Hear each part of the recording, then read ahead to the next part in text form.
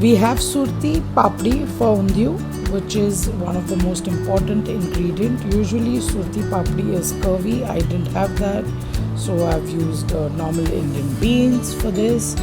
And then we have purple yam, which is also known as kand, another tasty and important ingredient used in surti undiyu. Then we have fresh aubergine, which is cut and split into two. Then we have bananas, and we are using coriander and coconut for the stuffing of the aubergine and the bananas. And then we have some sweet potato, which is another important ingredient in undiyu. And the most important ingredient is green garlic. Here I have some fresh green garlic, and I'm going to be using it in the undiyu. It's very seasonal, you get it only in winters. I have some chopped green garlic and chopped green chili paste. So here I've mixed the coriander and fresh grated coconut, and I'm going to add some chopped green garlic into this, and then add some green chili paste. And you mix it all together.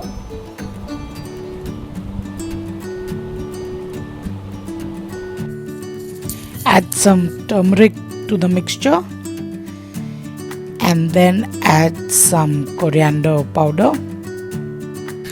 Take some oil in a pan, add some ginger and cook it on a medium flame. I've added some Indian beans, also known as papdi, to the pan, and I'm going to cook it because it takes a longer time to cook. I've added some purple yam to the pan. I've let the beans cook for some time, and I'm adding boiled purple yam. Then I'm going to add some sweet potatoes to this. And then I'm going to put some stuffed eggplants with the mixture I've made it earlier, and then slowly add the coriander coconut mixture so that the sweet potato, yam and eggplants are cooked in it. On a medium flame, you mix all the ingredients together.